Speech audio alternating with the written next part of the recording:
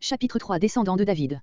Ce morceau se rattache à une chronique 2.15 et contient versets 1 à 9, les fils de David. Versets 10 à 14, la série des rois de Juda de Salomon à Josia.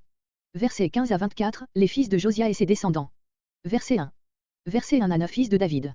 Comparé 2 Samuel 3.2-5, 5.14-16, note, une chronique 14.16.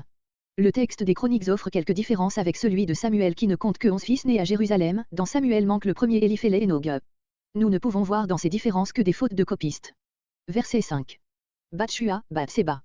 Amiel, même nom, retourné, Eliam, 2 Samuel 11.3. Verset 10. Verset 10 à 14 Souverain de la famille de David, de Roboam à Josia. Voir 1 et 2 rois.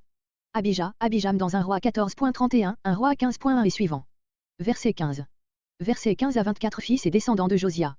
Les derniers rois de Juda sont séparés des précédents, car avec Josia et ses fils commence la période de l'exil. Johanan est inconnu au livre des rois. Les 3 autres fils ne sont placés ni dans leur ordre d'âge, ni dans leur ordre de royauté. Ordre d'âge, Jéhojakim, Salom, Sédécia.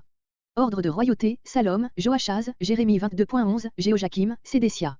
Entre Jéhojakim et Sédécia a régné Jéhojachin ou Jéchonia, fils du premier, comparé 2 rois 23.31. Verset 16. Sédécia, un autre que le roi, son oncle, verset 15, si nous n'avons pas ici une glose.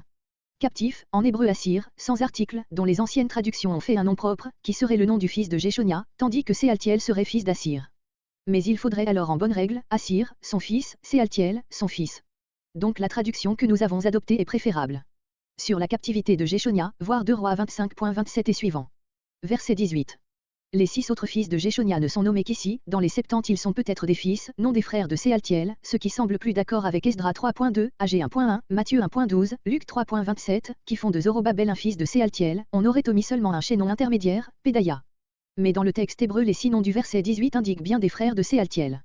Donc Zorobabel était neveu et non pas fils de Séaltiel. Il faut, pour expliquer les passages indiqués, ou admettre un mariage par Lévira, ou plutôt admettre que, Pédaïa étant demeuré inconnu, son fils Zorobabel a été rattaché au chef de la famille plus connu, comme le véritable héritier des droits de la maison de David. Verset 19. Descendant de Zorobabel, divisé en 2 groupes. Sélomite est expressément relevée parce qu'elle a sans doute été mère d'une famille florissante, existant encore au temps de l'auteur. Verset 21. Dans le texte hébreu tous ces noms, indiqués comme fils de Hanania, sont parallèles et indiquent des familles issues directement de Hanania. Les anciennes traductions lisent, fils de Hanania, Pélatia, Ésaïe son fils, Réphaïa son fils, Arnan son fils, Obadia son fils, Sécania son fils, ce qui donne 6 générations successives, soit 5 de plus que dans le texte hébreu. Cela nous mènerait extrêmement loin pour la composition des chroniques.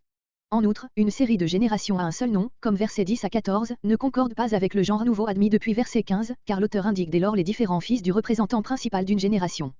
Donc le texte hébreu est sans doute le plus correct. L'expression les fils de, devant les derniers noms, indique que Réphaïa, Arnan et les autres avaient fondé des familles importantes, ce qui n'était pas le cas des 2 premiers. Verset 22. Au lieu de 6 fils de Sémaïa, le texte n'en indique que 5, les copistes ont donc commis le 6e. Après Zorobabel il y a 6 générations, Hanania, Sécania, Sémaïa, Néaria, Eljoénaï, les fils d'Eljoénaï, ce qui, en comptant les générations à 30 ans, donne un total de 180 ans, et, si l'on fixe le point de départ au retour de l'exil, conduit jusqu'à 350 ans avant Jésus-Christ. À ce moment-là les descendants de David étaient donc encore nombreux.